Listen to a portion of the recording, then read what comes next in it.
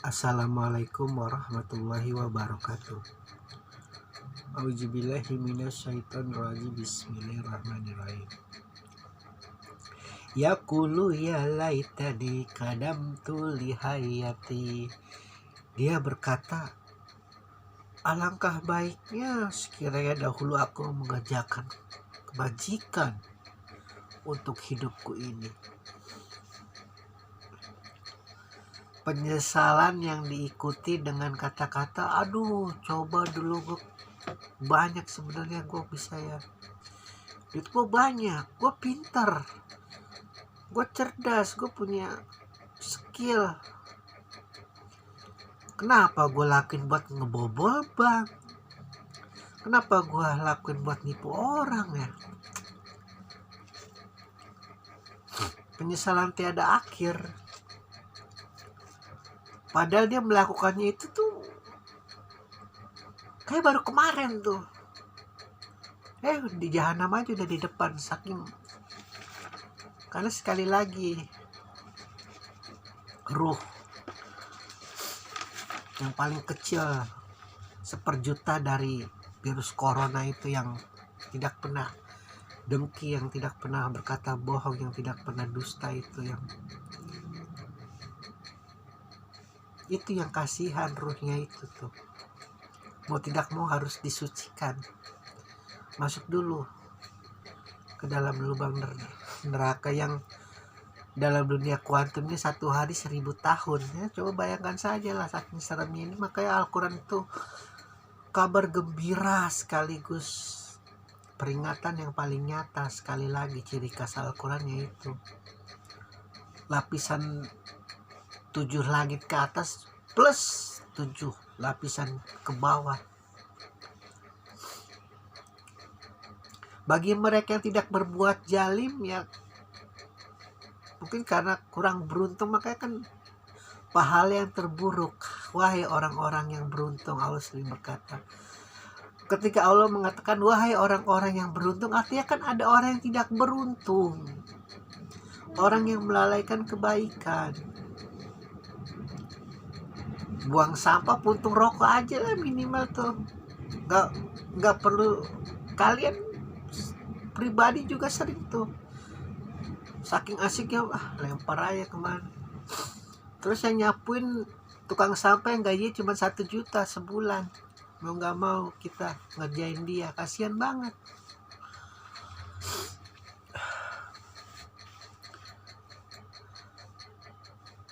Sekali lagi, dalam riwayat Irfani, bahkan ada yang meyakini bahwa pada zaman Rasulullah juga, Rasulullah sendiri yang bersaksi bahwa begitu mudahnya masuk surga Allah. Bahkan seorang pelacur yang menolong seekor anjing yang kehausan, seorang pemuda yang jarang, ya biasa saja, standar lah kayak kita, sholatnya belang belentong atau gimana, tapi ada kucing kedinginan didekatkan ke tungku, masuk surga.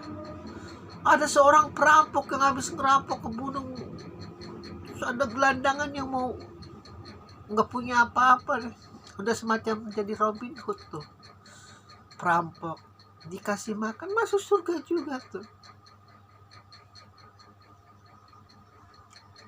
Rahasia Allah itu namanya.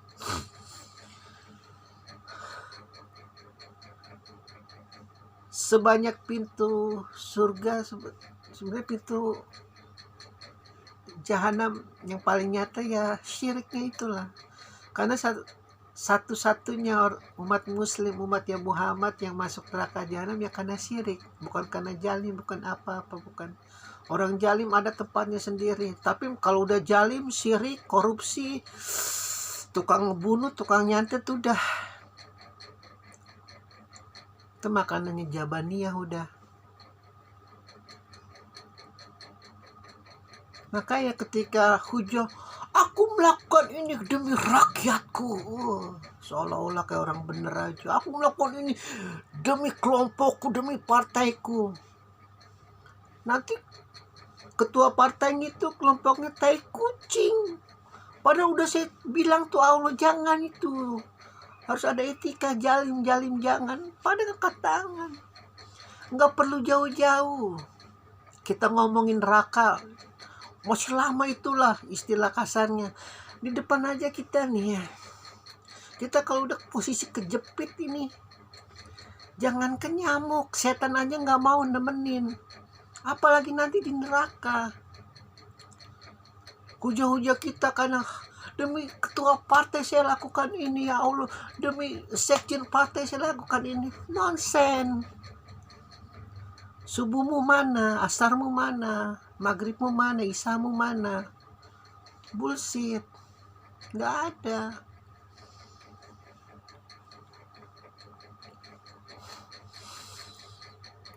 Namun Allah berjanji di ayat berikutnya. Jadi Allah itu dia tahu nih, ketika ada surat mengatakan dibuka jahanam, hati bagi mereka yang beriman ini pasti gentarnya luar biasa. Namun Allah sejukkan lagi, nanti di bawahnya di ademin lagi, karena tahu fitrah manusia dengan segala kelemahannya, dengan segala cita-citanya, dengan segala impiannya, dengan segala tekadnya ingin membahagiakan ayah, ibu, keluarga, anak, cucu, handai tolan dan sebagainya. Paham betul.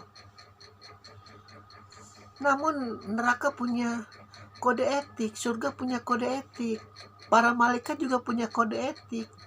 Kode etik ini yang langit punya kode etik, bumi punya kode etik ini kita harus tahu. Agar jangan seperti kata Imam Ali, bodoh itu haram. Tidak tahu esensi Islam yang sebenarnya. Haram bodoh. Bukan bodoh dalam karena dia tidak makan bangku kuliah, bukan. Tidak mengenal esensi Islam. Di gunung itu nggak ada yang kenal bangku kuliah, tapi hidupnya kalau tidak dijajah dengan sistem globalisasi itu, K-pop segala macam, hidupnya sebenarnya nyaman-nyaman aja.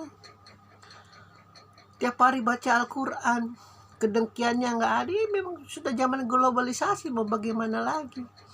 Masa iya kita mau seperti Afghanistan, TV haram? Ya kapan majunya kalau TV haram? Kita nggak boleh nonton TV, nggak boleh dengar radio, nggak boleh dengar lagu K-pop, nggak boleh dengar breakdance. Lah, jangan tinggal di sini, tinggal di Afghanistan. Ada zona majapnya, Taliban namanya. Tinggal di gunung-gunung. Kalau tinggal di kota, gaya gitu ini, aneh. Sakit jiwa, nanti lama-lama jiwa Anda sakit karena tidak mau mengikuti aliran sungai kehidupan kota.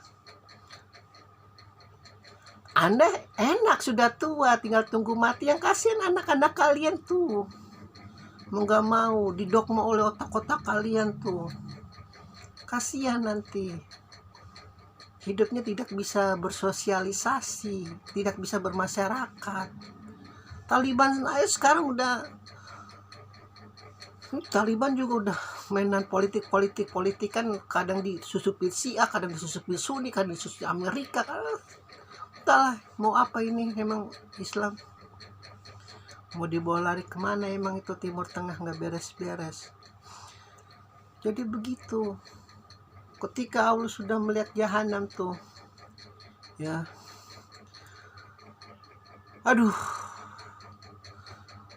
kenapa sih dulu aku nggak sadar itu sebenarnya gampang banget buat baik itu, gampang banget. Banyak kluk lu buat, salah satunya adalah diam. Bagi ada kaum sufi yang diam, ya nggak apa-apa, diam saja. Tapi jangan diam tapi hatinya mengkel, sama aja bohong. Diam tapi di barangnya ini kayak nuklir ini, disenggol dikit langsung meledak. Hati-hati juga ilmu diam itu kalau tidak dikelola dengan baik. seandainya saja aku melakukan kebajikan. Ini seluruh manusia itu berkata itu nanti. Seandainya saja, karena berasa baru kemarin, alhamdulillahirabbil alamin.